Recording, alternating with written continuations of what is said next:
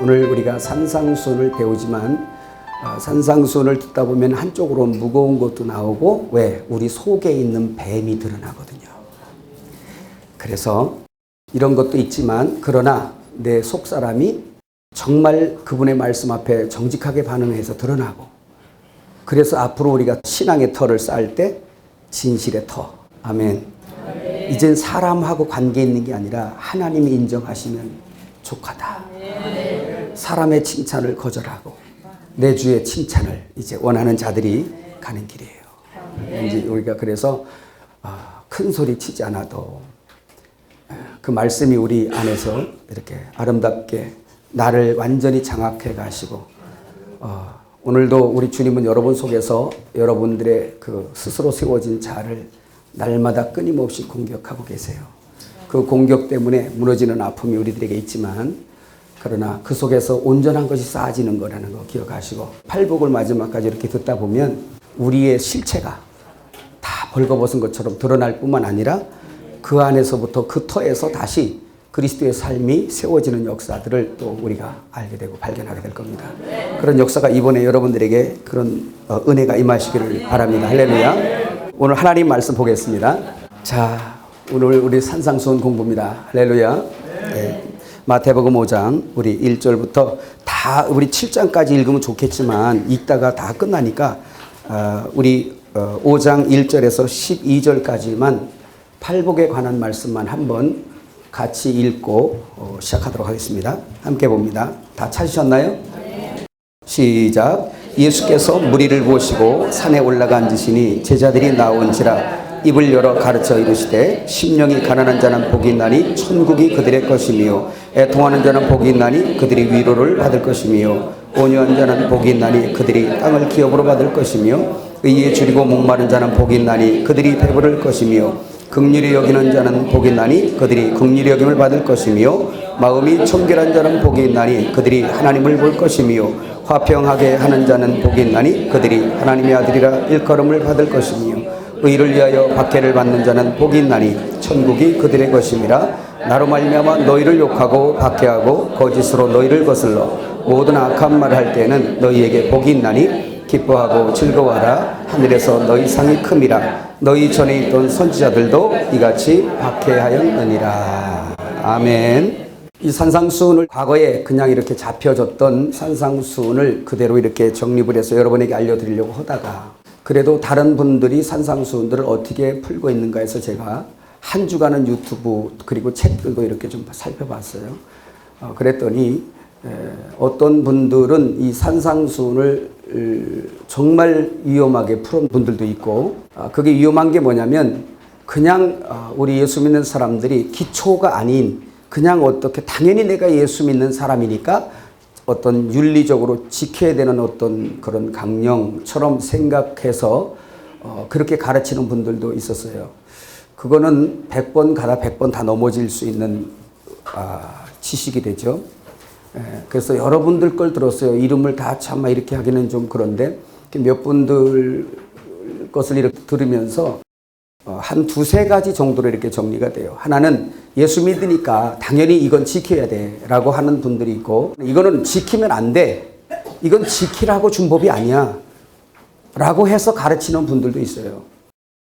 그래서 그 산상수훈을 이렇게 쭉 들어보면서 어떤 분은 참 말씀을 너무 잘하세요. 너무 잘해. 부러울 만큼 잘하세요.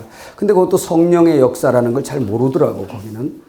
그래서 참 한쪽으로는 죽여놓고 마는구나 이런 것도 봤고 또 아주 강의를 정말 잘하더라고요. 근데 이건 기분이 안 좋아. 강의를 진짜 잘하는데 기분이 안 좋아. 그래서 조금 한참 듣다가 이상해서 봤더니 그분 거를 또 이렇게 내려가서 찾아봤더니 이분이 법화경을 또 강의하더라고. 그러니까 우리 산상수훈이 이게 세상 사람들이 보기에도 너무 선한 계명인 거예요. 진짜 이 산상수훈 이걸 들으면서 이거를 아니다라고 할 사람은 안 믿는 사람들 중에도 아니다라고 할 수가 없어요. 너무 선해서, 너무 확실한 계명이어서 그렇습니다. 그래서 이런 산상수훈을 쭉 들어보면서 야, 이 기초만 이번에 와서 기초만 이렇게 그냥 닦고 가도 출발은 하나님이 또 이끌어 가시는 거죠. 그죠? 할렐루야. 그래서 저는 이렇게 말하고 싶어요. 어떤 사람이 거기 공과에 있는 것처럼 어떤 사람이 산상수훈을 지켜야 됩니까? 라고 이렇게 저에게 묻는다면 저는 지켜야 됩니다 라고 말하고 싶어요. 이유가 있습니다. 이건 너무 선하니까 당연히 지켜야 돼 이런 뜻에서 말씀하는 게 아니에요. 이건 당연히 지켜야 되는데 모든 율법도 마찬가지입니다. 일찍이 말씀드렸지만 이 산상수훈은 십계명의 연장선상에 있는 거예요. 그래서 십계명하고 같이 보면 됩니다. 십계명보다 더 엄격한 계명이에요. 더 강화시켜 놓은 계명인데 그래서 구약의 겉으로 지켜지는 계명이 완벽하다면 산상수훈 이것은 더욱더 완벽한 거예요. 여기까지 믿으십니까? 그래서 누구라도 하나님을 믿으면 그분을 사랑하고 그분의 말씀을 순종하고 싶은데 이 말씀을 정말 지켜보고 싶은 거예요. 그래서 어떤 사람들은 또 이렇게 말씀을 하고 있어요. 이 산상수훈을 십계명 중에 너는 몇 가지를 지키지? 과거에 저하고도 대화한 분 중에 어떤 분이 그래서 목사님 저는요 산상수훈 중에 한 서너 가지는 제가 지키는데 나머지는 힘들더만요. 이렇게 말씀하시는 분이 있었어요. 조금 측은한 거죠. 그 다음에 산상수훈에 이것은 몇 가지 정도 지킬 수 있을까? 여러분에게 묻겠습니다. 몇 가지 정도 지킬 수 있어요? 예? 그래서 나는 몇 가지 정도 지킨다고 이렇게 말하면서 더 선하고 거룩한 것을 경쟁하면서 자랑하면서 내가 그래도 이 정도로 예수 믿으면서 지킨다면 참 난 내 스스로가 참 대견하다 이렇게 생각하는 사람들도 있어요. 그러나 저는 왜 이것을 꼭 지켜야 된다라고 말하냐면 하나님의 이 계명 자체를 지켜보지 아니한 사람은 모르게 되어 있어요. 우리가 알듯이 야고보서 2장 10절에 누구든지 율법을 지키다 그 하나를 범하면 모든 것이 범해진다는 걸 우리가 알고 있습니다. 믿어지면 아멘. 그런데 여러분 탕자의 비유를 여러분이 잘 알고 있습니다. 탕자의 아버지가 두 아들을 뒀죠. 큰 아들과 작은 아들이 있는데 두 번째 아들이 탕자입니다. 이 탕자가 아버지 집에서 나갑니다. 자기 몫을 주세요라고 해서 재산 분할 상속해서 자기 몫을 챙겨서 밖을 나가요. 나가서 자기에게 있던 몫을 다 탕진한 다음에 더 이상 기쁨이 없는 거예요. 먹을 것이 없는 거예요. 그래서 이방 그 돼지 치는 사람에게 붙여서 그 일을 해주면서 먹을 것이 넉넉지 않으니 돼지 먹는 쥐염 열매를 먹는데 그것마저도 누가 주는 자가 없습니다. 탕자는 생각합니다. 내가 이래서 줄여 죽겠구나. 내가 이젠 아버지 집으로 가자. 내가 하늘과 아버지께 내가 큰 죄를 얻었도다. 이런 마음으로 터덜터덜 거지가 된 거죠. 거지가 됐어요.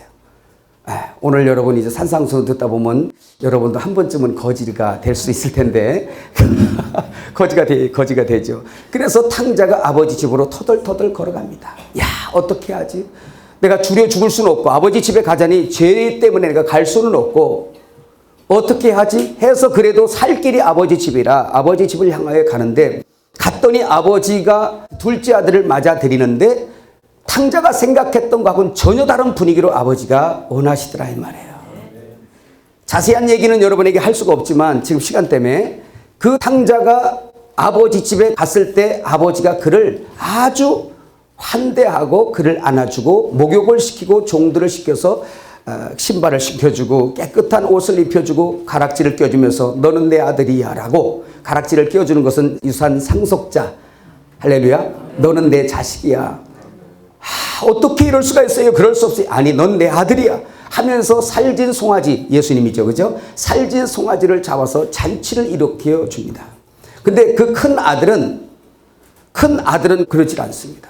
오히려 아버지를 원망하고 난 아버지하고 항상 함께 있었는데 왜 나에겐 이런 걸 한 번도 잡아주지 않으시더니 어떻게 이렇게 아버지 것을 다 탕진해 먹고 돌아온 이 둘째에게 이렇게 합니까? 라고 불평하는 인격이죠. 불평하는 연계입니다. 오늘 여러분 큰아들 속에 있다 우리가 둘째 아들 속에 있다 그럴 거예요. 그래서 이 말은 이 탕자가 아버지 집을 안 나가 봤다면 아버지의 은혜와 감사를 알지 못한다는 거예요. 율법이라는 것은 이 십계명은 율법인데 하나님께서 사람에게 이 율법을 주실 때는 이유가 있다는 걸 믿으시길 바랍니다. 여러분 로마서 3장 20절에 그러므로 율법의 행위로는 그의 앞에 의롭다 하심을 얻을 육체가 없나니 율법으로는 죄를 깨달음이라 그랬습니다. 자, 하나님께서 지금 원하시는 건 뭐냐면 에덴 동산 때부터 에덴 동산에서부터 출발을 하는데 간단하게만 설명을 할게요. 오늘 산상수훈 이거 지금 첫 시간에 이거 서론을 다 못할 것 같으니까 간단하게 에덴 동산에서 하나님께서 아담을 지어놓고 이제 너는 먹어라 뭐였죠? 먹지 말라 이 두 가지 나무가 있습니다. 하나는 생명나무고 하나는 선악나무예요. 둘 다 하나님의 나무예요. 여러분 어떤 분들이 이렇게 이래요. 선악나무는 마귀야. 아니에요. 선악나무도 하나님이세요. 왜 그러냐면 선악을 분별하는 것 뿐이지 이 선악나무 자체가 율법이란 말이에요. 율법은 하나님이세요. 믿으시면 아멘. 그런데 마귀가 이것을 가지고 이용해서 사람을 죄로 잡는 것 뿐이지 이 선악나무 자체 두 나무가 다 하나님으로부터 나왔다는 걸 믿으시기 바랍니다. 자, 그래서 이 법을 해라 하지 말라라고 하나님께서 명령을 했을 때에 이걸 다 지키게 될 땐 머리가 하나님으로 계세요. 아멘. 그게 하나님의 형상이라는 거예요. 여러분 일찍이 말씀드렸지만 하나님의 형상은 이렇게 생겼네 저렇게 생겼네 이런 형상을 말씀한 것이 아니고 누구의 명령을 듣느냐 하나님의 명령을 들으면 머리가 하나님이신 거예요. 근데 마귀의 말을 들으면 순종하면 그 머리가 뱀인 거예요. 마귀인 거예요. 그러면 사단의 형상이 되는 거예요. 깨달으세요? 예. 그러니까 여기에서 누구의 명령을 듣냐는 거예요. 하나님께서 명령을 하신 명령자세요. 근데 우리는 명령을 들어야 할 사람들이었어요. 그렇죠? 그러면 이것을 어기기 전에는 하나님의 형상으로 있었어요. 그런데 이거를 먹지 말라는 걸 먹는 순간부터 명령자요 머리이신 주님으로부터 분리 독립되었다. 이해하세요? 분리 독립되어서 그때부터 인간은 죄의 삭스로 사망을 당해 있는 거예요. 이렇게 걸어 다니는 것 같지만 다 하나님 눈에는 지금 죽어 있는 거란 말이에요. 여러분 시각에 지금 죽어 보입니까? 안 죽어 보여요? 저 지금 잘 돌아다니잖아요? 하나님 눈에는 죽은 걸로 보는 거예요. 예. 그래서 죽은 자예요. 죽어서 죽은 열매만 맺고 사는 거예요. 하늘의 생명의 나라에서는 전혀 쓸모없는 열매, 하나도 쓸모없는 열매, 그런 열매만 맺고 살아요. 인간은 이렇게 분리 독립되어진 이 사람이 스스로 자기라는 것이 주어지고 여기에 마귀가 머리가 되어 있으니 이 자기라는 이 사람 속에 마귀가 머리로 되어 있는 겁니다. 믿으세요? 그러면 마귀가 머리가 되어서 이 나랑 함께 되어 있는 이것으로 인해서 생각되어지고 행해지는 모든 것들이 이걸 오늘 뭐라 그러면 나의 뭐라 그래? 자라 그래요. 하나님으로부터 분리 독립되어서 스스로 이제 나 자신을 세워가는 역사. 그래서 하나님 없는 모든 백성들은 다 자기를 위해 세워진 사람이에요. 하나님이냐 자기냐라는 거예요. 여기까지 믿어지시면 아멘. 그런데 이렇게 하나님으로부터 분리 독립되어진 자기, 그래서 자기의 의를 추구하고 자기 소유를 챙기고 자기의 이익을 챙겨가면서 이렇게 지금 자기 자아를 키워왔는데 이게 왕이에요. 왕. 내 안에 주님 외에 왕으로 존재하고 있단 말이에요. 예수 믿는 우리들에게도 아직 내가 왕이 되어가지고 내 자존심만 건드리고 내 왕권을 누가 조금만 건드리려면 바로 전쟁입니다. 믿어지세요? 예. 그래서 이렇게 해서 이거는 하나님이 보실 때, 야, 너 죽었어. 내가 너에게 흘려보내 주어야 될 생명을 네가 먹어야 사는데, 너희는 내가 주는 생명과를 먹어야 너희는 살아. 그런데 너희는 여기서부터 끊어져 있기 때문에 너희는 죽은 거야. 그래서 죽었다라는 게 사망. 자, 그래서 성경 구절을 우리 한 구절 봐요. 넘어가면 3페이지 한번 넘어가 보면 로마서 5장 12절에서 14절 거기 있으니까 한번 같이 큰 소리로 시작. 그러므로 한 사람으로 말미암아 죄가 세상에 들어오고 죄로 말미암아 사망이 들어왔나니 이와 같이 모든 사람이 죄를 지었으므로 사망이 모든 사람에게 이르렀느니라. 죄가 율법이 있기 전에도 세상에 있었으나 율법이 없을 때는 죄를 죄로 여기지 아니하였느니라. 그러나 아담으로부터 모세까지 아담의 범죄와 같은 죄를 짓지 아니한 자들까지도 사망이 왕노릇하였나니 아담은 오실자의 모형이라 그랬습니다. 자, 이 말씀이 무슨 말씀이냐면 인류가 에덴 때부터 아담에서 쭉 오고 있는데 하나님으로부터 떨어져 있을 때 이 사람들이 죄의 싹스로 뭐 했어요? 이 죄의 싹스로 사망을 당한 겁니다. 사망을 당해서 오고 있는데 이 율법을 주지 않아도 이 사람들은 죽어 있는 거예요. 율법이 오기 전에는 죄를 지어도 죄로 여기지 아니했음에도 불구하고 여전히 사람들은 죽어 있단 말이에요. 근데 이 사람들이 죽어 있는데 자기가 죽어 있는 줄을 모르고 있는 거예요. 모르고 있으니까 하나님께서 무슨 일을 하시냐면 로마서 5장 20절 한번 거기 성경 찾아 읽으세요. 거기 없어요.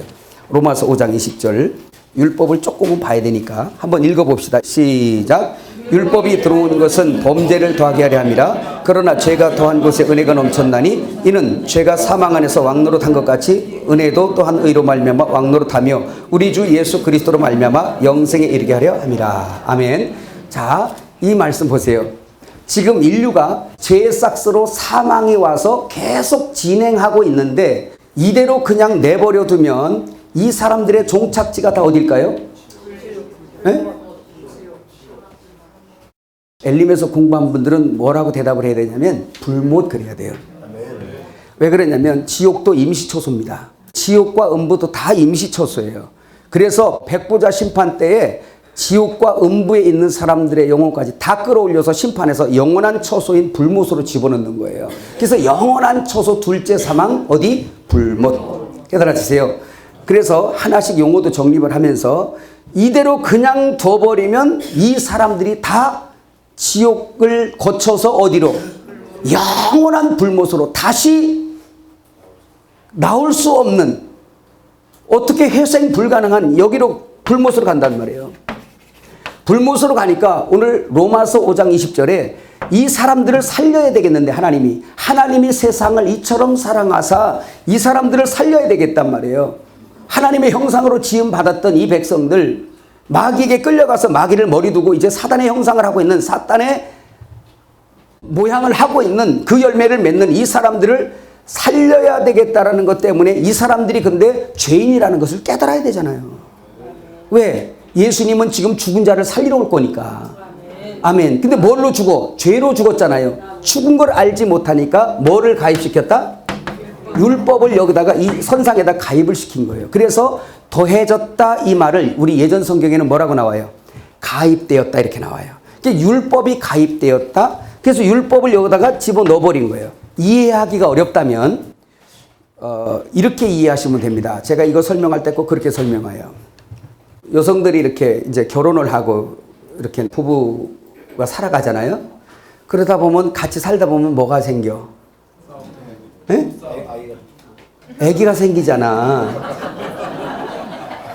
뭐 부부싸움 생긴다고? 그건 맞아. 그거 맞아요. 그거에 뭐 그거라면 제가 아주 일가견이 있던 사람이니까. 근데 뭔가가 이상한데 내가 지금 임신을 했는지 안 했는지 몰라. 그래서 요즘에는 어디 약국에 가면 뭘 판대. 그게 뭐예요? 임신 테스트기가 있대요. 나는 그거 뭐 한 번도 안 해봤어요. 근데 거기 소변을 떨어뜨리면 뭐 색깔이가 변한대요. 맞습니까? 안 해본 사람들처럼 진짜. 몰라요? 세상에. 그 시대는 몰라요? 그럼 나한테 배워 그럼. 이것이 진짜 모르시는구나. 이게 최근에 나온 거예요? 아니에요? 몇 안 되는 이 중에도 세대 차이가 나더라. 이쪽에는 임진왜란 끝난 지가 얼마 안 되신 분들. 근데 저도 알아요. 저도 안 해봐서 몰라요. 근데 여기 임신이 되어 있는지 없는지 모른단 말이에요. 근데 배가 자꾸 불러와. 그래서 갔다가 딱 소변을 떨어뜨려 봤더니 색깔이가 변해. 무슨 색깔 변해? 임신이야? 이거 야한 얘기 아니에요, 여러분.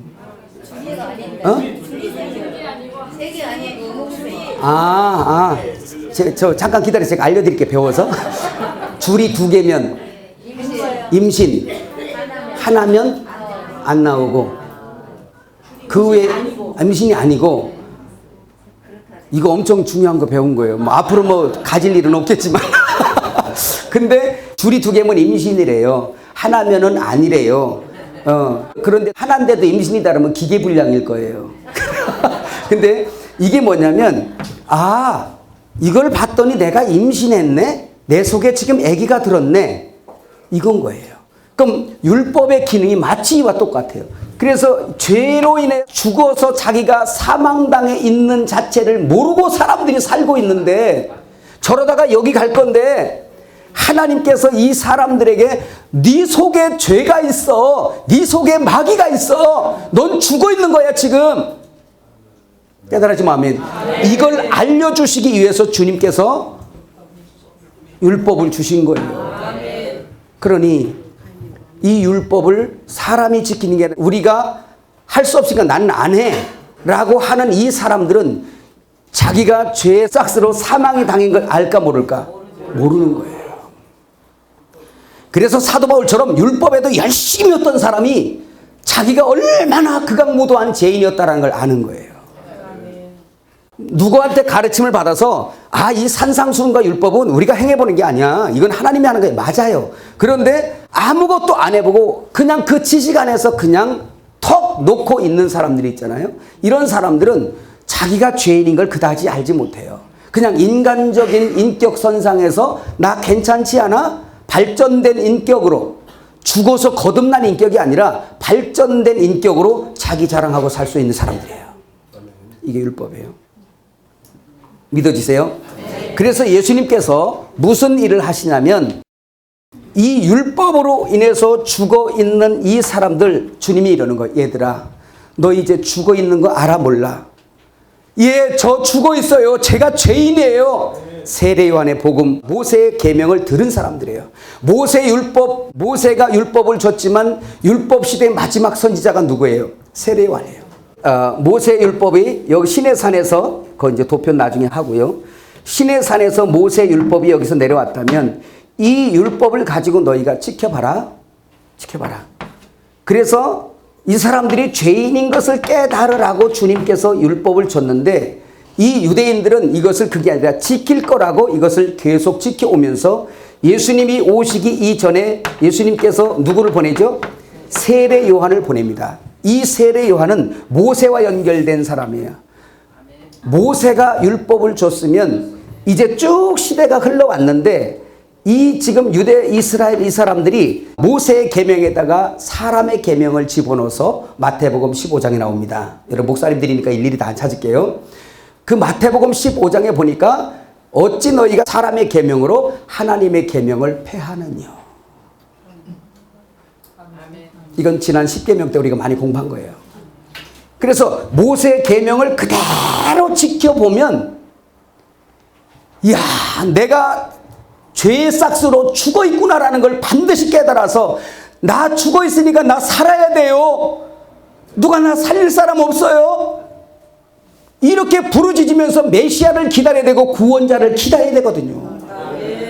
근데 이 사람들은 그것을 깨닫지 못하는 거예요. 그래서 사단이 이 유대인들에게, 율법자들한테 사람의 계명으로 자꾸 집어넣으면서 너희가 죄인이 아니라 이걸 지킬 수 있는 거야. 너 이거 2개 지키면 2개의 의인이고 3개 지키면 3개의 의인이야.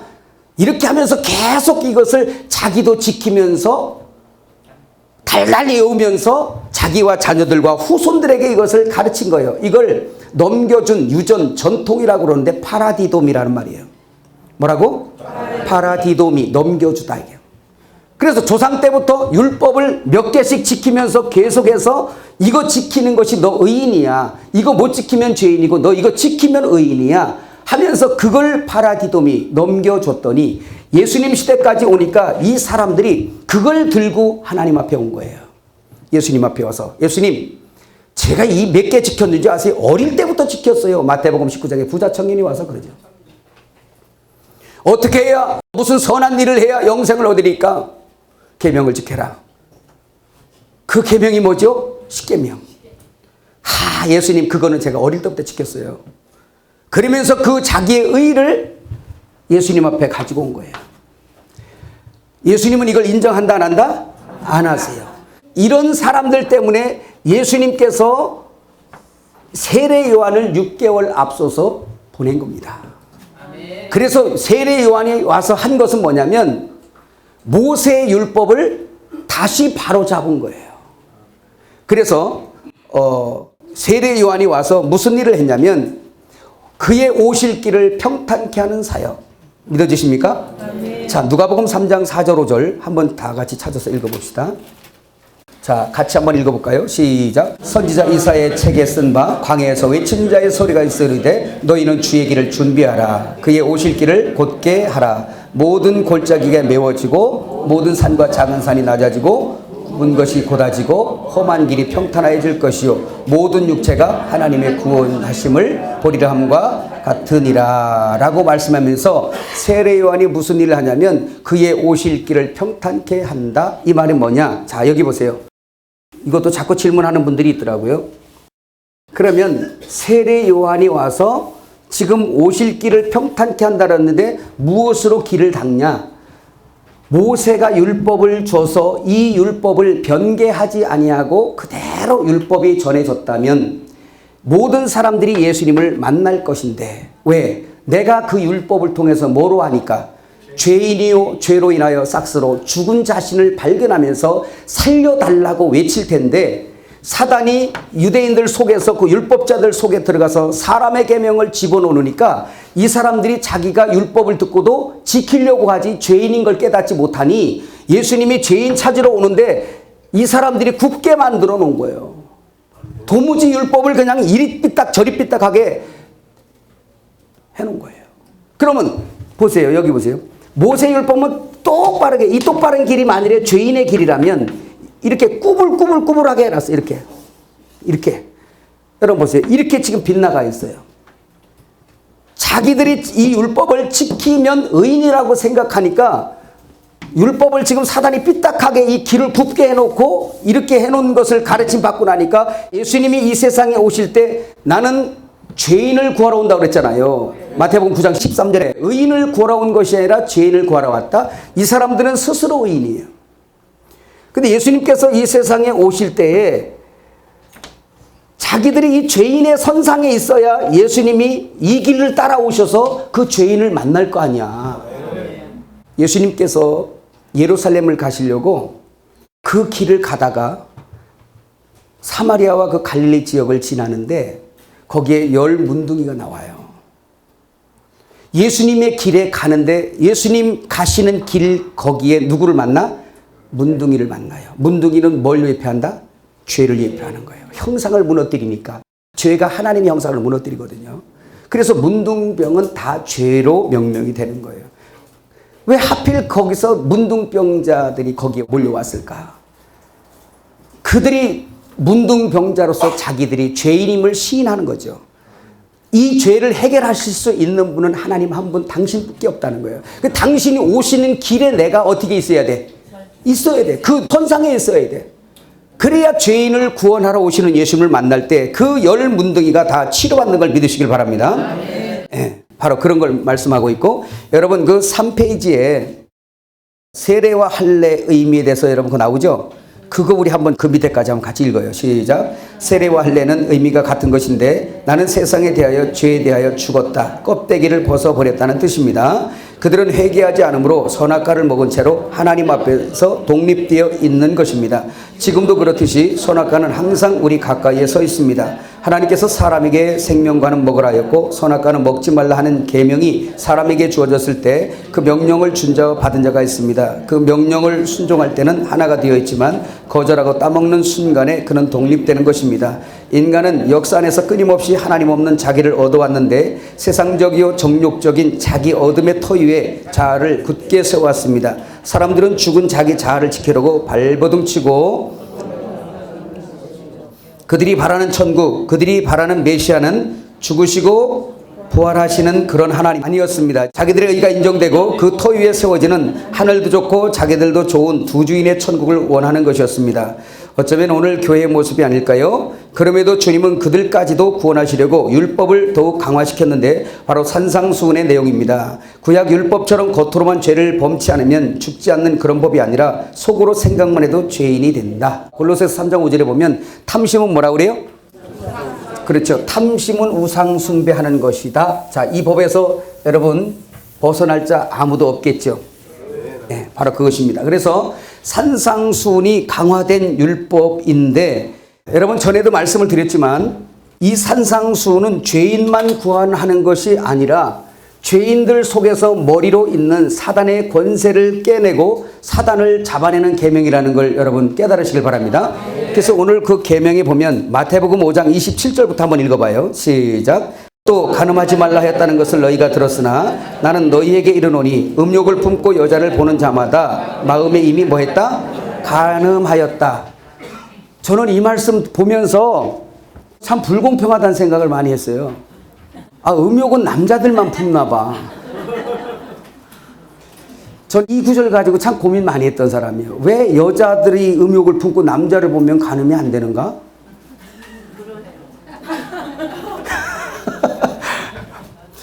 근데 성경은 그냥 쓰여진 게 하나도 없어요. 여러분, 십계명을 제가 말씀드릴 때 뭘 말씀했습니까?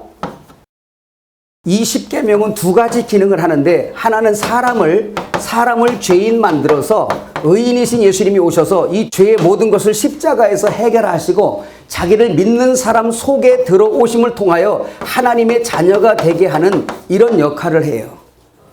이건 산상수훈도 마찬가지죠. 그죠? 그런데 또 하나의 율법이 행하는 모든 것들은 뭐냐면 그 사람 속에 있는 사탄을 정죄하는 거예요. 오늘 여기서 이 말씀이 풀려져 버린 거예요. 왜 남자들에게 음욕을 품고 여자를 보는 자마다 다 간음하였다고 이렇게 남자들만 이렇게 치부했을까?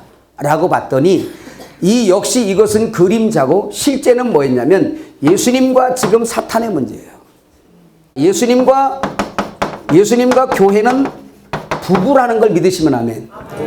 예수님이 머리세요. 신랑이세요. 케팔레. 그래서 머리, 남편, 신랑, 주 그렇단 말이에요. 그러면 예수님이 머리로 하여 교회는 그의 뭐다? 몸이에요. 부부지간이에요. 따라합시다. 우리가 주님과 부부다. 그래서 저도 우리 그이가 있어요. 그래서 나의 그이라고 안 하는 거예요. 지금 우리 그이라고 하니까 우리가 그의 몸이에요. 그러면 교회는 그분의 뭐예요? 여자예요. 여자. 그러면 음욕을 품고 여자를 보는 것도 간음인데 버린 여자에게 장가드는 자도 간음이라는 거예요. 자, 누구를 잡아내는 거예요 지금? 그렇지. 이걸 봐야 돼. 하나님께서 사람 속에 있는 마귀를 잡아내기를 원하는 거예요. 너 내 여자가 잠깐 죄를 져서 내가 지금 잠깐 버렸는데 너 그 여자하고 지금 장가들지? 너 그 여자의 머리로 있잖아. 그 여자의 신랑 돼 있잖아. 그래서 모든 교회는 다 엉뚱한 놈하고 바람 피던 사람들이야. 바람 폈다고 생각하는 분들만 하면. 지금도 피고 있다고 생각하는 사람은 엄지발가락 움직이시고. 사도 바울은 엄청 폈어요. 그게 고린도전서 15장 31절에 나는 날마다 죽노라는. 하룻밤에 저거 자고 하룻밤에 저거 잔 거야. 이제 이게 결혼의 측면에서 보면 그런 거예요. 그러니까 지금 이 세상에서 남자가 음욕을 품고 여자를 보는 것을 간음한 이거에 관심 있는 것이 아니고 주님은 지금 사람 속에 주님의 택한 여자, 주님의 사랑하는 아내, 신부인 여자 속에 있는 너 간음한 거야 너. 그래서 너는 죽어야 돼. 너는 심판받아야 돼. 마귀를 정죄해서 뽑아내려고 하시는 거예요. 믿어지시면 아멘. 자, 이 말은 또 사람에게는 어떻게 다가오냐면 이런 거죠. 구약의 율법은 겉으로 내가 범죄만 하지 않으면 맞아 죽지 않았어요. 그러니까 이 사람들은 내가 의인이라고 생각했던 겁니다. 그런데 주님께서 오셔서 율법을 강화시켰어요. 지금 율법과 은혜하는 시간 아니지만 오늘 산상수훈을 이야기해서 지금 대략 좀 듣는 겁니다. 겉으로 드러나지만 않으면 의인이라고 생각한 거예요. 이 사람들은 자기들 속이 어떤 걸 모르는 거예요. 한마디로 이런 거죠. 예수님이 이 세상에 왔습니다. 제가 잠깐 한번 이야기식으로 한번 해볼게요. 예수님이 이 세상에 오셔서 기사와 이적을 베푸시면서 막 천국의 복음을 전하십니다. 반대 율법자들이 있습니다. 이 사람들이 대제사장과 서기관과 바리새인들이 이 사람들이에요. 아주 율법의 의의를 갖고 있는 이 사람들입니다. 이 사람들이 지금 자기 이스라엘에 지금 인기 끄는 한 분이 있는데 그분이 나사렛 예수래요. 그분이 병든 자를 고치면서 천국 복음을 막 전하고 계신 거예요. 위기가 오기 시작했어요. 저게 뭐냐 도대체. 그래서 야 서기관 바리새인, 야 서기관 율법사, 너희들 지금 성경 잘 알잖아. 박사잖아. 달달 외우잖아. 너 거기 좀 한번 가봐. 저녁마다 회의를 하면 그들이 파송하는 거예요. 예수님 집회 때. 예수님 집회 때마다 그런 사람들이 와서 껴 있었던 거예요. 혹시 이 중에 있으면 빨리 나가세요 좀. 꼭 와서 거기가 참석하고 있었던 거예요. 그래서 옵니다. 전에 가서 또 보고합니다. 대제사장이 묻습니다. 사람들이 물어요. 자, 뭐라 그러더냐? 아니, 말은 맞는 것 같고 엄청난 역사가 있으니까 예사 사람은 아닌 것 같은데, 야, 그럼 우리한테 뭐라 그래? 우리의 그 의를 갖다 뭐라 그러냐? 껍데기라던데요. 우리가 하는 거는 아무것도 쓸모가 없고 다 썩을 거라는데요. 뭐야? 또 다시 보냅니다. 또 옵니다. 자기들의 의가 껍데기라고 말하니까 이 사람들이 기분이 좋아 안 좋아? 안 좋아요. 너희들은 다 죄인이라고 이렇게 말하네. 그렇게 갖다 보고하니까 저 안 되겠구만. 죽여야 되겠구만. 자기를 통하지 않고는 하나님 나라를 들어갈 수가 없다던데요. 이런 죽일 놈! 이제 이렇게 나간 거예요. 뭔지 아시겠어요? 율법자들하고. 그래서 이 사람들은 자기들이 배우고 유전받은 대로 옳다고 생각하고 결국은 누구를 죽이는 거예요? 예수님을 죽이는 거예요. 그런데도 불구하고 우리 하나님께서는 예수님을 보내서 이 세상 사람들을 살리려고 하는데, 그럼 보세요. 다 사망을 당해서 사망당했다, 이 사람 죽었다라는 것은 이미 사망당한 사람들은 눕습니다. 그렇죠? 이렇게 죽어서 누워요. 그래서 우리가 어떤 사람들이었냐면 누워있던 사람들입니다. 그래서 우리가 십자가 공부할 때 제7강에서 말할 때 십자가에서 완성하신 주님 깨달아지세요? 십자가라는 것이 바로 스타우로스인데, 이 스타우로스가 뭐냐? 이게 막대기예요. 그냥 나무 막대기인데, 이 스타우로스라는 이 말이 어디서 왔냐? 히스템이라는 데서 왔어요. 이거네요. 자, 히스테미가 뭐라고 그랬어요? 그렇지. 일으켜 세우다. 일으켜 세우다. 세우다는 거예요. 스토도. 자, 일으켜 세우는데 이게 바로 뭐냐면 죄삭스로 죽어서 사망당해서 길에 아주 땅에 딱 달라붙어서 죽어 있던 이 사람들을 율법을 줘서 너희 죽은 것을 깨닫기만 하면 내가 십자가에서 죽어서 내가 너희가 있는 사망 안에 들어가서 너희를 같이 끌어안고 내가 히스템이 세워줄 거야. 이제는 내가 너를 일으켜 세워줄 거야. 이제 나를 통하여 너 길 갈아타라. 이리 가면 너 불못이니까 하늘로 갈아타라는 거예요. 할렐루야. 이게 율법을 주신 하나님의 이유라는 걸 믿으시길 바랍니다. 그래서 이 주님의 십자가에 우리가 함께 되어졌다라고 해서 갈라디아서 2장 20절의 말씀을 기억하십니까?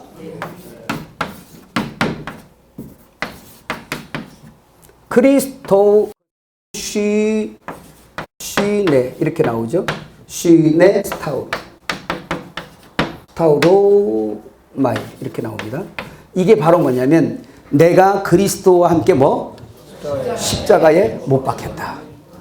옆 사람에게 말합니다. 우리는 다 그리스도와 함께 십자가에 못 박혔다. 그럼 옆 사람한테 말하세요. 죽었다 살았습니다. 그래서 탕자예요. 이 아들은 죽었다가 다시 살아난 자라. 이 아들이 내 아들이다. 자, 4페이지로 넘어갑니다. 시간이 많이 가서 우리 이거를 꼭 보고 맞춰야 되는데, 여러분 이거를 다 할 수는 없어요. 이 서론도. 그래서 가서 읽어보라고 제가 처음 부탁한 건데 중요한 거는 봐야 됩니다. 4페이지에 보면 자, 산상수훈의 위치가 어디냐라는 거예요. 예수님께서 사생애를 마치고 공생애가 시작되는 시점에서 주님이 말씀하신 것인데, 자, 여러분 이 산상수훈을 공부하기 전에 우리가 산상수훈의 위치가 어디냐는 거예요. 자, 이 산상수훈 마태복음 5장에서 7장까지가 산상수훈입니다. 마태복음 어디? 5장에서 7장까지. 그래서 우리 엘림에서 공부할 때 마태복음 5장에서 7장을 얼마나 많이 얘기했나 몰라요. 이 계명이 너무 중요하기 때문에. 그런데 이 앞서서 오셔서 무엇을 하시냐면 세례 요한이 천국 복음을 전하고요. 이 천국 복음을 전한 세례 요한은 이 천국이 누구냐면 바로 예수님을 소개한 겁니다. 그러니까 예수님이 천국이세요. 이렇게 이해를 하시고 들으셔야 됩니다. 한번 해봅니다. 예수님이 천국이시다. 자, 세례 요한이 예수님을 천국이라고 소개한 것은 바로 왜 그러냐면 천국은 하나님의 나라인데 하나님의 나라라는 이 개념을 오늘 우리 교회가 어떻게 항상 인식을 해왔냐면 하나님의 나라는 저기 있어. 하늘에 있어. 이렇게만 생각한 거예요. 누가복음 17장에 하나님의 나라는 여기 있다 저기 있다 이란 너희 속에 있다. 이젠 여기 있다 저기 있다라고도 말하지 못하리니 하나님의 나라는 어디 있다? 너희 속에 있다. 이렇게 말씀을 했는데 그러면 이게 무슨 말이냐는 얘기예요. 그래서 하나님의 나라, 천국, 이게 바로 이게 원어에는 어떤 식으로 나오냐면 킹덤 오브 헤븐이잖아요. 왕이신 그분이 그 나라가 뭐예요? 나라가 바실레이야. 이 말이 무슨 말이냐면 그분의 통치권을 얘기하는 거예요. 통치권. 그분의 다스림.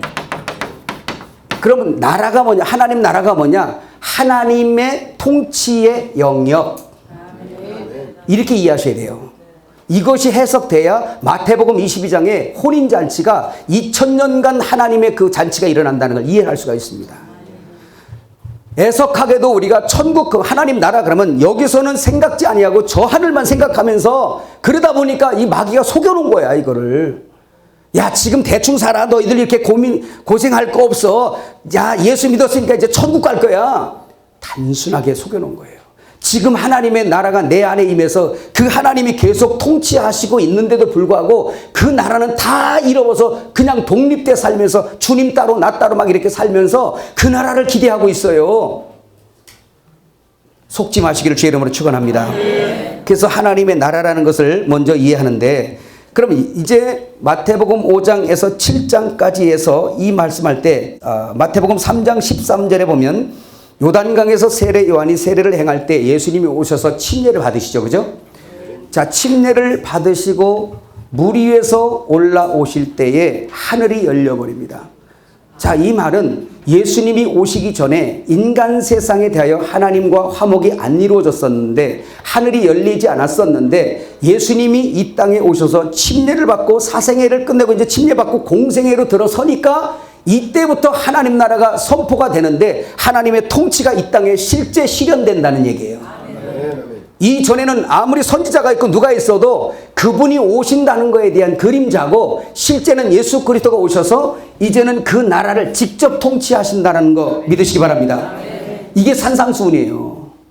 이게 모세의 율법을 받던 시내산과 오늘 갈릴리 바다 옆에 있는 산상수훈의 그 산에서 있는 역사가 다른 게 그 문제입니다.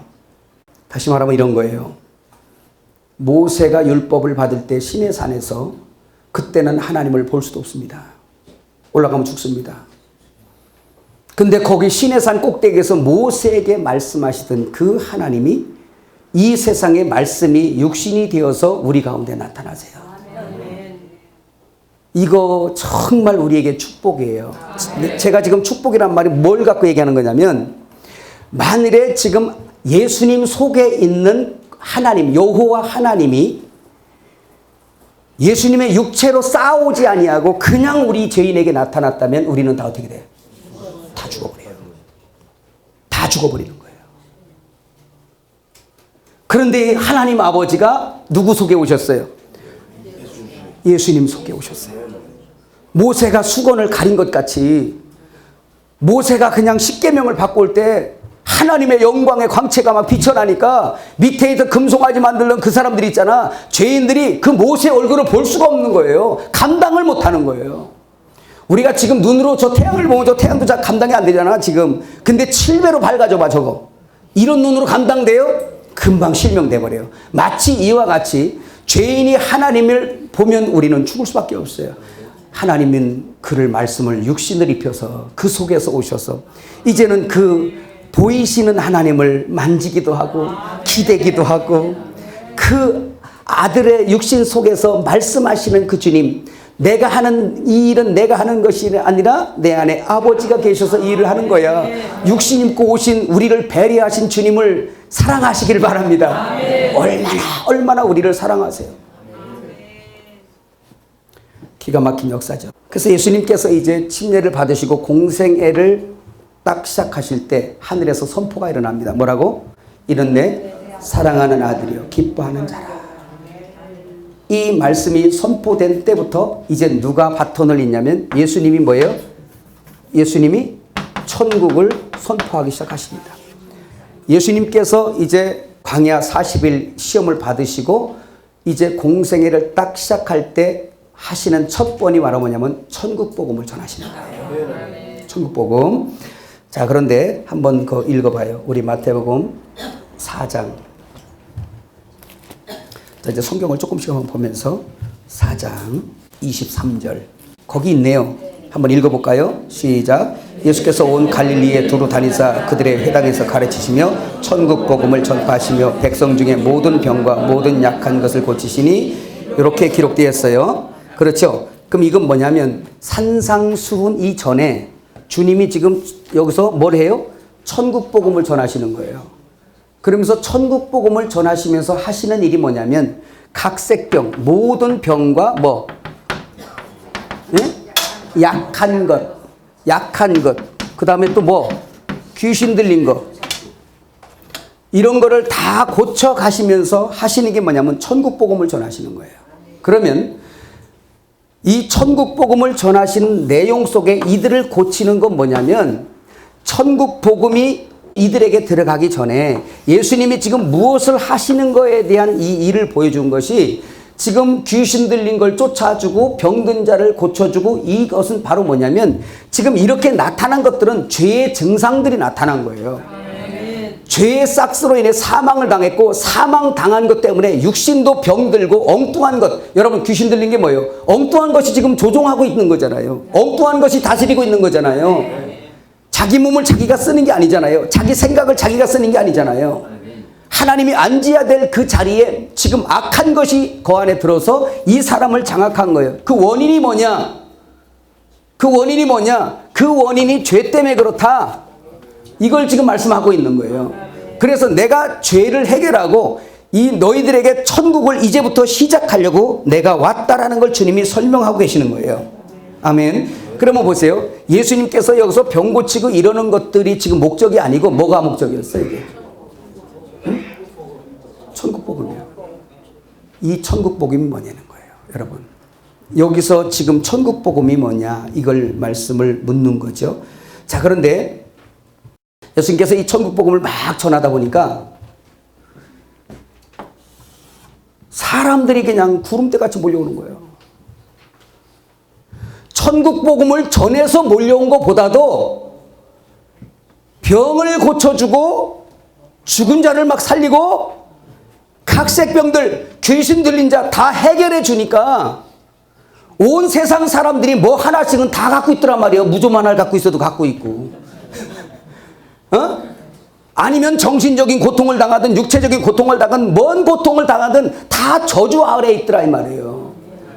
그럼 인간들은 천국 복음에 관심 있는 게 아니고 자기들의 육신의 피로를 따라 해결받고 돌아가는 아홉문둥이 같은 사람들이에요. 아홉문둥이 같은 사람들은 자기의 필요를 해결받고 천국은 못 얻은 사람이에요. 사마리아 문둥이만 돌아와서 예수님을 만나 경배하고 그가 천국을 얻었어요. 그럼 천국 복음이 뭐냐는 거예요, 여러분. 이 죄인을 해결하는 것이 천국 복음인 걸 믿으시길 바랍니다. 그래서 시편 118편을 한번 읽어보세요. 이건 다 찾아야 됩니다. 시편 118편.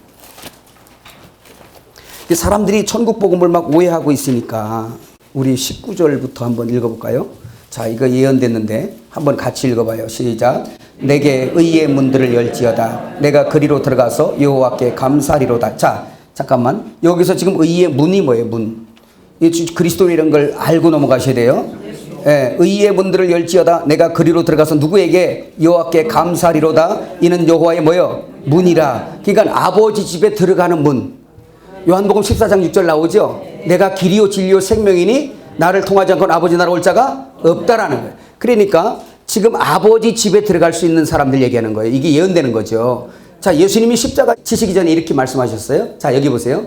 예수님의 제자들 앞에서 내가 갈 거야. 조금 있으면 내가 갈 거고 너희는 잠시 나를 못 볼 거야. 어디로 가는지 궁금하고 불안했어요. 제자들이 있다가. 그런데 예수님께서 염려하지 마라. 내가 너희 구할 처소를 예배하러 간다. 아버지 집에 너희 구할 곳이 많다. 이렇게 하니까 또 저 하늘 얘기하면 안 돼요. 저 하늘도 생각하지 마라. 이거 또 오해하고 있는 거예요. 그러니까 내가 가서 그냥 십자가 지고 죽고 살아나서 너희에게 다시 내가 오면 너희를 내게로 영접하여 나 있는 곳에 그렇지. 이게 아버지 집인데 어디냐면 교회예요. 오늘로 교회예요. 나중엔 예루살렘 성이고. 그래서 예수님 안에 품어서 예수님이 꽉 끌어안고 아버지 집으로 들어가는 거야. 우리 그렇게 해서 여기 들어온 거예요. 신나지 않아요? 저 죄로 그냥 저 밖에 버려져서 저 지옥 형벌 받을 우리를 주님이 오셔서 그것도 그냥 어떻게 보면 그냥 아버지가 직접 오면 그냥 확 다 죽어버릴 건데 그게나 그 육신으로 낮아지셔가지고 그 안에 오셔가지고 우리를 끌어안고 탕자의 아버지가 밖에 동구밖까지 나와서 아들 끌어안고 다시 집으로 들어가는 것처럼 우리를 끌어안고 아버지 집으로 들어가는 것, 거기가 바로 여기 교회예요. 여기가 아버지 집이에요. 그렇다고 또 저 하늘에는 없네 이렇게 생각하지 말고 지금은 그거 생각 안 해도 여기 아버지 집인 줄 알고 충성하면 아버지 집과 연결돼야 믿어지면 하면. 근데 실제 예수님이 요한복음 14장에 말씀한 건 그 여기를 말하는 거예요. 그래서 자 20절에 보니까 이는 여호와의 문이라 의인들이 그리로 들어가리라. 잘 보세요. 이는 여호와의 문인데 죄인이 들어가는 게 아니라 누가 들어가? 의인이 들어가더라 이 말이에요. 그럼 그 아버지 앞에 의가 누구예요? 예레미야 33장 16절에 여호와 우리의 의예요. 그러니까 그 의가 육신을 입고 죄인된 사람들의 눈으로 시각적으로 확인할 수 있고 만진바라 본바라 들은 바요. 요한일서 그 1장 1절 나오잖아요. 그 예수님을 말씀하는 거예요. 그러면 이 의인들이 들어간다는 얘기는 그로 인하여 죄가 다 씻음 받고 의인이신 주님과 연합되어서 아버지 집으로 들어간다는 거야. 이게 그 내용인 걸 믿으시길 바랍니다. 조금 더 볼까요? 21절부터 시작. 주께서 내게 응답하시고 나의 구원이 되셨으니 내가 주께 감사하리다. 건축자가 버린 돌이 집 모퉁이에 뭐가 머릿돌이 되었나니 이는 여호와께서 행하신 것이요 우리 눈에 기이한 바로다. 이날은 뭐예요? 이날은 여호와께서 정하신 것이라. 이날에 우리가 즐거워하고 기뻐하리라. 여호와여 구하옵나니 이제 구원하소서. 여호와여 우리가 구하옵나니 이제 형통하게 하소서. 자, 이 말이 마태복음 21장 한번 또 넘어가세요. 예수님께서 또 인용하신 말이죠. 마태복음 21장 42절부터 한번 읽어볼까요? 시작. 예수께서 이르시되 너희가 성경에 건축자들이 버린 돌이 모퉁이에 머릿돌이 되었나니 이것은 주로 말미암아 된 것이요 우리 눈에 기이하도다 함을 읽어본 일이 없느냐. 그러므로 내가 너희에게 이르노니 하나님 나라를 너희는 빼앗기고 그 나라에 열매 맺는 백성이 받으리라. 이 돌 위에 떨어지는 자는 깨지겠고 이 돌이 사람 위에 떨어지면 그를 가루로 만들어 흩으리라 하시니. 자, 여기 보세요. 이 말씀이 지금 예언된 걸 인용하신 겁니다. 그러면 천국 복음이 뭐냐는 거예요. 자, 여기 보세요. 예수님께서 천국 복음을 전하면서 죄인들에게 이 지금 병을 고치고 귀신 쫓고 막 이걸 해주니까 천국 복음을 깨닫지 못하고 무수히 구름대같이 몰려오는 사람들이 전부 다 병 고침 받고 귀신 들린 거 해결받고 오늘 어떤 사람들처럼 자기 영혼은 지금 음부에 떠 있는데 나 사는 것 좀 해결 좀 해주세요 라고 와서 땡깡 쓰는 사람, 하나님이 자기의 필요만 채워주는 그런 하나님으로 알고 구름대같이 몰려오니까 예수님께서 이 사람들을 떠나셨어요. 잘 들으셔야 됩니다. 산상수훈의 위치를 얘기하는 거예요. 천국 복음을 전하는데 귀신 쫓고 병 고친 게 천국 복음이네, 이게 아니에요. 천국 복음을 전하기 위해서 그 죄의 증상으로 나타난 것들을 육신의 눈으로 너희 눈으로 봐라. 내가 이런 것들을 해결하는 하나님의 아들이야. 내가 해결할 거야. 이게 왜 그런 줄 알아? 너희 죄 때문에 그래. 죄 때문에 저주받아서 이러한 증상이 나타난 것이니 내가 이 근본 천국 복음을 내가 너희들에게 전하는 것은 내 통치가 너희에게 이제 이르렀다. 직접 통치가 이르렀다. 아멘. 믿어지세요? 아멘. 여러분은 어디에 관심 많아 그러면?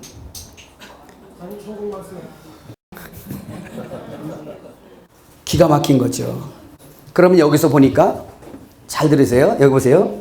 이걸 말씀하시면서 무수히 몰려오니까 주님이 산 위로 올라가신 거예요. 올라갔더니 제자들이 나오더라. 그랬어요. 누가? 제자들이 나오더라. 여기에 제자들이 산 위로 이렇게 너무 가파라서 못 올라가거든요. 여기에 그냥 이것 때문에 바글바글하게 모이니까 도대체가 천국 복음은 들을 생각 안 하고 병 고쳐달라고 막 이리 밀치고 저리 밀치고 난리 나니까 예수님이 피하셨어요. 어디로 올라갔어? 산 위로 올라가셨어요. 여기가 산상순산이야. 여기에 앉으시니 누가 나오더라? 제자들이 나오더라. 이 원어 해석을 잘 하면 이걸 참 할 게 많은데, 그래서 보면 하나님께서 이렇게 낮아지셔서 산 위에 앉으시니라는 말이 그런 말이 있어요. 그래서 여기 앉으시니 제자들이 나오더라. 하나님이 높고 높은 하나님이 인간의 모습이 되어 땅으로 내려와 앉으시니 저들이 나오더라 이 말이에요. 여러분이 낮아지셔야 사람들이 옵니다. 아멘. 믿어지시면 아멘. 자, 그래서 여기 이렇게 나와서 제자들에게 이 천국 복음이 이런 거야. 깨달아지세요? 여기 봐봐요. 여기 분위기 좀 봐봐요. 천국 복음 전하면서 이런 일을 벌려놓으니까 사람은 무대기로 몰려왔는데 천국 복음을 이해를 못하는 거예요. 이게 천국 복음인 줄 아는 거예요. 그래서 주님이 도망가신 거예요. 어디로? 산 위로 도망가신 거예요. 그래서 여기 앉았더니 제자들이 나오더라. 제자들에게 입을 열어 가라사대. 제자들에게 오늘 이같이 입을 열어 가라사대. 첫 번째가 뭐예요? 심령이 가난한 복이 있나니 천국이 될 것이다. 이렇게 하면서 마태복음 5장에서 7장까지를 쭉 말씀하시고 끝날 시간인데 한번 뒤에 봅시다. 마태복음 7장 뒤에 좀 보세요. 21절. 그래서 또 천국 복음을 또 얘기하는 겁니다. 시작. 나더러 주여 주여 하는 자마다 다 천국에 들어갈 것이 아니요 다만 하늘에 계신 내 아버지의 뜻대로 행하는 자라야 들어가리라. 나더러 주여 주여 하는 자마다 다 천국 들어가는 것이 아니다. 천국 얘기하시죠. 그리고 여기서 산에서 산상수훈을 다 말씀하시면서 마지막으로 비유를 하나 베푸시고 내려오세요. 그 비유가 뭐죠? 모래 위에 집 지은 자와 반석에 집 지은 자예요. 이거는 터 문제를 얘기하는 거예요. 터 문제. 그래서 산상수훈이 뭐냐? 이 산상수훈이 뭐냐면 복음의 터예요. 기초예요. 기초, 터.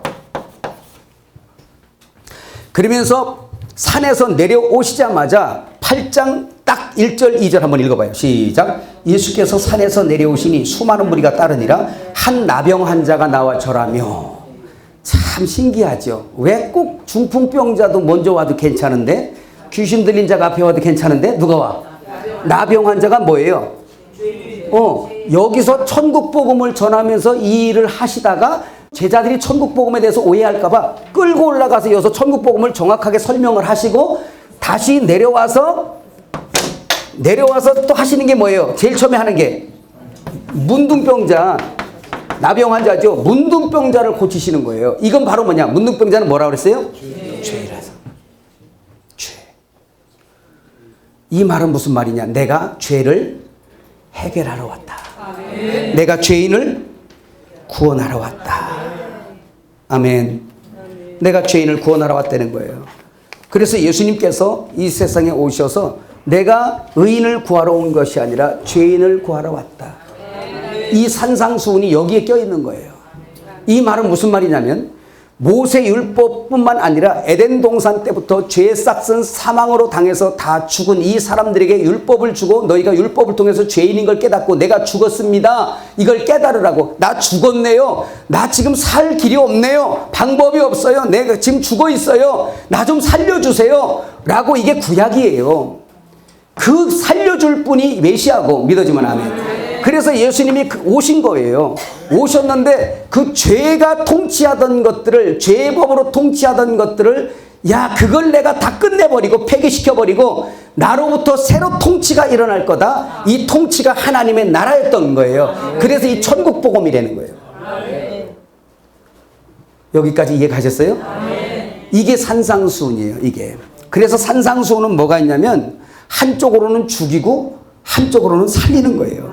이제 새 시대가 열어지는 거예요. 이젠 전에 있던 법은 계속 죽이는데 이제로부터 내가 너희를 새로 살려버릴 거다. 너희를 살려서 내가 이 시대를 끌어갈 거야. 이거예요. 여기 보세요. 구약에서 이제 막 갑니다. 살려주세요. 살려주세요. 내가 죽어있네요. 어떻게 난 가망이 없어요. 율법을 받아보니 가망이 없어요. 누가복음 18장에 말씀한 것처럼 똑같이 율법 받았는데 한 사람은 의인이라고 한 사람은 멀리 서서 감히 보지도 못하고 문둥이들이 그 원에 보면 이러고 예루살렘으로 올라가실 때 그 열 문둥이가 예수님에게 가까이 못 온 거예요. 가까이 못 오고 멀리 서서 입을 가리고 보는 거예요. 가까이 못 가 죄인이라 멀리 서서 외쳐가라사대 뭐라고? 주여 우리를 불쌍히 여겨주세요. 주여 우리를 불쌍히 여겨주세요. 가까이 가질 못하겠어요. 불쌍히 똑같이 누가복음 18장에 세리가 똑같은 공식이에요. 세리가 또 멀리 서서 이러고 있어요. 문둥병자라는 얘기죠. 오늘 천국을 맞이할 사람들은 내가 그런 자리였다라는 걸 알아야 돼요. 아멘. 입을 열서 말할 수도 없이 입을 가리고 이 손 다 이렇게 해서 사람들에게 못 보이고 꿍치고 저 가까이 오시는 저분을 가까이 갈 수도 없어서 그저 여기서 내가 이런 모습이다 이게야. 그 모습을 잊지 마셔야 돼요. 엘림에도 마찬가지입니다. 할 말이 참 여기는 많은데 여러분이 가서 싹 읽어보면 다 있으니까 여기까지 할 거예요. 그래서 요거만 정리하고 마칩시다. 여기 보세요. 모든 인류는 하나님과 분리 독립되어 다 죄인이다. 그 죄의 싹스로 죽었다. 이 인생들이 죽었는 줄을 모르고 있다. 그래서 모세에게 율법을 주어서 그걸 지켜보라고 했다. 이걸 지키다 보니까 지킬 수 없는 거 보니 내가 죄인이구나. 죄의 싹은 사망이라 내가 죽어있네. 누군가가 나를 살려줄 분이 필요하구나. 그래서 메시아를 기다렸는데 유대인들은 그 율법을 잘못 깨달아서 껍데기만 먹고 살다가 결국은 자기들이 의인으로 드러났다가 죄인 구원하러 오신 주님하고 엇박자가 돼버린 거예요. 근데 세례 요한이 다시 모세 율법을 바로 세워서 이걸 듣고 믿는 사람마다 자기가 죄인인 걸 깨달은 사람마다 예수님에게 넘어가는 거예요. 그래서 예수님께서 십자가에서 너희들의 모든 죄, 첫사람 아담의 모든 죄를 가지고 다 죽으셨어요. 죄를 끝냈어요. 이제는 내가 너희 속에 들어가서 직접 통치할 거다. 이제는 누구에게 맡기는 게 아니라 선지자 보내도 너희가 다 돌로 치고 다 죽였잖아. 아들이 갈 거야. 직접 내가 갈게. 직접 내가 네 속에 들어가서 내가 너를 통치하고 내가 너를 다스려서 완전한 새 나라, 완전한 새 창조, 완전한 새 피조물로 해서 너를 영원히 내가 끌고 갈 거야. 아멘. 이게 예수님의 통치예요. 아멘. 이 천국이 일어난다라는 걸 예수님이 오셔서 이걸 전하려고 천국 복음을 전하려고 이거를 행했더니 사람들은 천국 복음에는 관심 없고 자기 속에 죄덩어리 자기 속에 죽었다는 건 생각지도 못하고 그냥 자기의 삶에 필요한 욕구만 채우고 돌아가려는 이 사람들 이것 때문에 바글바글하게 모이는 저 사람들을 피하여 산 위에 올라가서 제자들을 따로 불러서 그 제자들에게 천국은